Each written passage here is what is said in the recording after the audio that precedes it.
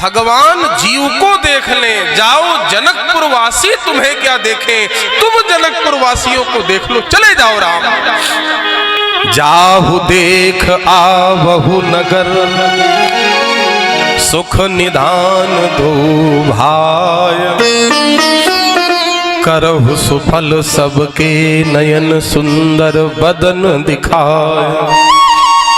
पूरे जनकपुर में महाराज चर्चा हो गई, राम जी आए हैं, राम जी आए हैं।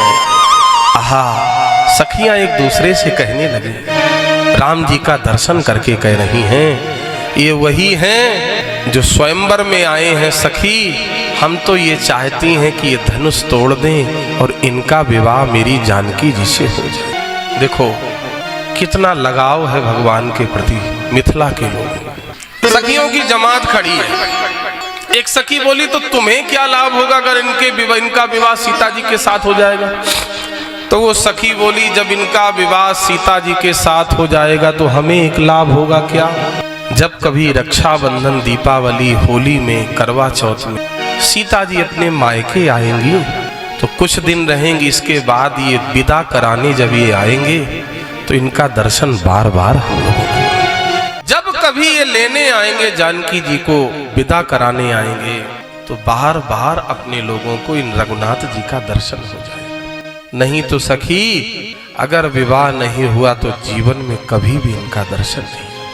हम मिथिला के लोगों के सारे पुण्य विधाता इन राम जी को दे देना, ये धनुष तोड़ दें, इनका विवाह जानकी जी से हो जाए। लेकिन पुरुष लोग हैं वो दौड़े भगवान का दर्शन करने के लिए। मिथिलानियां झरोकों से जब झांक के देख रही तो भगवान के एक तरफ का मुखमंडल दिख रहा। एक सखी ने कहा, सब लोग अपनी अट्टालिकाओं पर चढ़ जाओ, वहां से झांक के देखना। तो सारी सखियां अट्टालिकाओं पर चढ़ गईं और ऊपर से जब झांक के देखा तो भगवान के काले काले केसों के अलावा कुछ नहीं दिख रहा। एक सखी ने कहा, क्या करना चाहिए? नीचे जाते हुए पुरुष का अगर दर्शन करना है। चतुर सखी ने कहा, तुम्हारी इच्छा क्या है? तो एक सखी बोल उठी, ऊपर से कुछ डाल दो, सर पे लगेगा, तुरंत देखेंगे, दर्शन हो जाएगा अपन। कहे काम करो, कोई कीमती चीज डालो और वजनदार हो, जाएगा चट, लगेगा खट, देखेंगे पट। हीरा डाल दो, हीरा बड़ा कीमती होता है। एक सखी बोली, नहीं, पन्ना डालो, मोती डालो, पुखराज डालो, मणि डालो। भानपुर के प्यारे श्रोताओं ने कहा, री मिथिला की देवियों, हीरा, पन्ना, मोती, पुखराज से प्रसन्न होने वाला ये भगवान नहीं है। अगर परमात्मा पात्र से प्रसन्न होता तो इस देश के उद्योगपतियों की तिजोरियों में बंद हो जाता। कभी भी सबरी और विदुर के यहाँ कभी नहीं जाते। अगर परमात्मा पात्र से प्रसन्न होता तो वृंदावन, अयोध्या, वाराणसी, ये बड़े बड़े मठ मंदिरों में स्वयं प्रकट होकर भगवान भक्तों को दर्शन नहीं देते। परमात्मा पात्र से नहीं, पात्रता से प्रसन्न होता है। महत्वपूर्ण ये नहीं है कि आपके भोजन का, भोग का बर्तन कैसा है, भोजन कैसा है। सोने के बर्तन में 56 प्रकार की रसोई बना के रखो, है ना। महत्वपूर्ण ये है कि भाव कैसा है। दुर्योधन की मेवा त्याग करके विदुरानी के बिना नमक के साग को भगवान ने अमृत के समान खाया। केलों के छिलकों को खाया। जब विदुर ने कहा, अरे पगली, भगवान आए हैं, ऊंचे आसन पे बिठाओ, उल्टी चारपाई पे बिठाए हैं, केले के छिलके को खिला रही है। विदुर ने केला छीला, गूदा दिया, भगवान ने थोड़ा सा खाया और धीरे से कहा, काका, आपके केले के गूदे में वो स्वाद नहीं जो काकी के छिलकों में स्वाद था।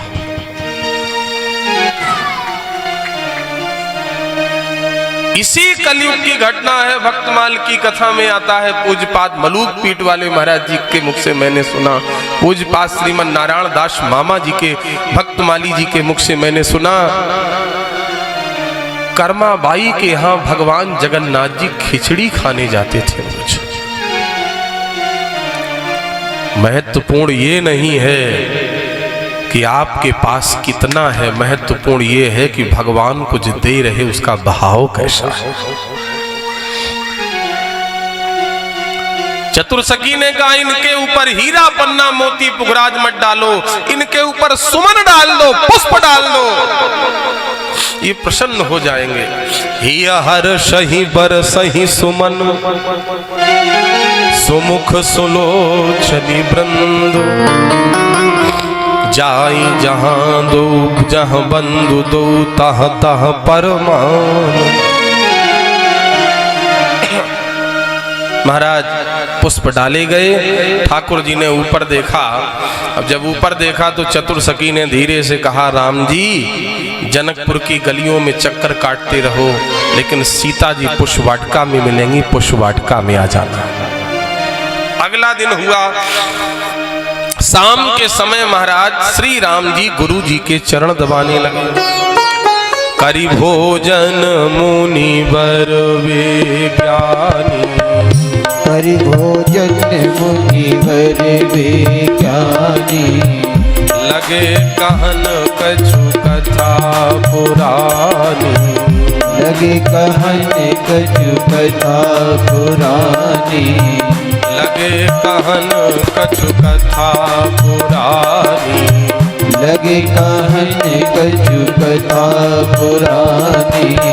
कहत कथा इतिहास पुरानी, कहत कथा इतिहास पुरानी, रुचिर रजनी जुग जाम सिरानी, रुचिर रजनी जुग जाम चिरानी। विश्वामित्र श्री विश्वामित्र जी महाराज कथा कहते कहते रात का 1 बज गया। मुनि बर शयन कीन तब जाय, धन्य है श्री राम जी लक्ष्मण जी, लगे चरण चापन दो भाई। राम जी लक्ष्मण जी गुरु जी के चरण दबा रहे। अब तो शिष्य गुरु जी को गुरु जी तभी कहता है जब रिजल्ट आने को होता है ना। हमने एक लड़के से कहा, बेटा हनुमान चालीसा पढ़ा करो, विद्यार्थी हो तो। कहा महाराज हनुमान चालीसा तो रोज पढ़ता हूं, लेकिन मन से तभी पढ़ता हूं जब बोर्ड का एग्जाम का रिजल्ट आने को होता है। उस समय हनुमान चालीसा पढ़ने का भाव ही अलग होता है ना। श्री राम जी गुरु जी के चरण दबा रहे, रात का 1 बज गया। गुरु जी ने शयन किया, राम जी विश्राम करो। अभी तक श्री राम जी लक्ष्मण जी चरण दबा रहे थे, अब श्री लक्ष्मण जी राम जी के चरण दबाने लगे। चापत चरण लखन उरलाए, बार बार लक्ष्मण जी चरण को दबा दबा के महाराज अपने हृदय से लगाते हैं, नीचे रख देते। राम जी ने कहा लक्ष्मण सो जाओ, तो लक्ष्मण जी पहुड़े, लेकिन राम जी के चरणों को हृदय पे रख के पहुड़ गए। सबसे पहले कौन सोए? विश्वामित्र जी, इसके बाद श्री राम जी, इसके बाद कौन पहुड़े? लक्ष्मण जी। तो सबसे पहले किसको उठना चाहिए बोलो भाई? गुरु जी को। लेकिन उठे कौन सबसे पहले? उठे लखन निस विगत सुनि अरुण शिखा धुनि कान, गुरु ते पहिले जगत पति जागे राम सुजान। श्री लक्ष्मण जी सबसे पहले उठ गए किया, और श्री राम जी गुरु जी की पूजा के लिए आज पुष्प लेने चल पड़े। बस थोड़ी देर की बात है, बहुत सावधानी से सुनिए। समय जानी गुरु आयसु पाई, समय जानी गुरु आयसु पाई, लेन प्रसून चले दो भाई, लेन प्रसून चले दो भाई, लेन प्रसून चले दो भाई, लेन प्रसून चले दो भाई। मेरे प्रसून चले दो भाई। इधर से राम जी लक्ष्मण जी चले, उधर से तेहि अवसर सीता तह आई, गिरिजा पूजनी जननी पठाई। राम जी अकेले नहीं है, लेड प्रसून चले दोनों भाई हैं। सीता जी भी अकेली नहीं है, संग सखी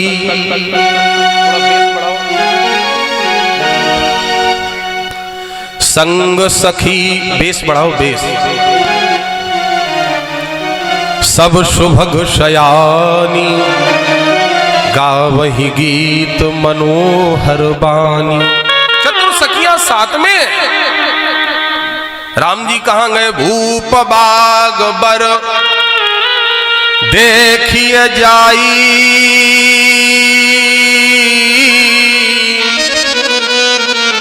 जहां बसंत ऋतु रही लुभाई। सीता जी कहां गई?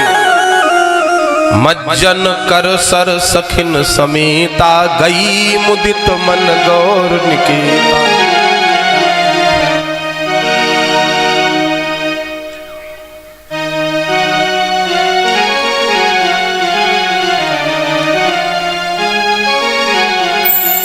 श्री सीता जी स्नानोपरांत गौरा जी के मंदिर में गए। मैं एक बात प्रायः कहा करता हूं, व्यक्ति के जीवन में जब तक स्वार्थ नहीं आता तब तक भगवान की पूजा में भी बहुत कम मन लगता है। बहुत कम ऐसे लोग हैं जो निस्वार्थ भाव से भगवान का भजन पूजन करें। ये अधम शरीर स्वार्थ के बिना तो चल ही नहीं सकता है। सीता जी ने जब तक राम जी का दर्शन नहीं किया तब तक पूजा में मन नहीं लगा। आधी चौपाई में पूजा की, आधी में वरदान मांगा। पूजा कीन अधिक अनुरागा, निज अनुरूप सुभग बर मांगा। और जब राम जी का दर्शन कर लिया तो 7.5 चौपाइयां हो गई, पूजा का अंत नहीं। तो पार्वती जी को हंसी आ गई, विनय प्रेम वश भई भवानी, और खसी माल मूरत मुस्कानी, और वरदान दे दिया। मन जाहि राचो मिलहि सोबर, सहज सुंदर सावरो, करुणा निधानि सदानि सीध, स्नेह जानत रामरो। यही भांति गौर असीस सुनि सिय, अहित हिय हर सियहि। तुलसी भवानी पूज पुनि पुनि, मुदित मन मंदिर चली। जब तक पूजा में मन तब लगा जब राम जी का दर्शन किया। अब जो चतुर सखी थी जिसने राम जी से कहा कल आ जाना, उसने सोचा राम जी आए हैं कि नहीं आए, तो तुरंत वो सीता जी से, ये जो बार बार गोस्वामी जी ने पुष्पवाटिका में एक सखी का उल्लेख किया, चतुर सखी का उल्लेख किया, विवाह में चतुर सखी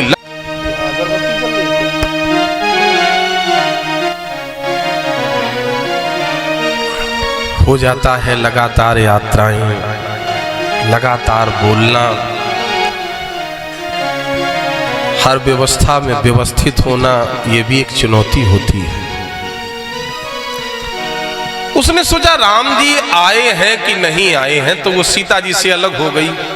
और जैसे ही राम जी को देखा बड़ी प्रसन्न आई। जानकी जी के पास सीता जी ने कहा इतनी प्रसन्न क्यों हो? कहा जिस स्वरूप का दर्शन करने के लिए भरवा भगवान नेत्र देता है, आज इन नेत्रों ने उसका दर्शन कर लिया। सीता जी ने कहा कैसा स्वरूप है? कहा बताने योग्य नहीं, चलो चल के देख लो। जानकी मैया धीरे धीरे गईं और राम जी को देखा। क्या कहने, देख कर राम जी को जनक नंदिनी, बाग में बस खड़ी की खड़ी रह गई। देख कर राम जी वो जनक नंदनी।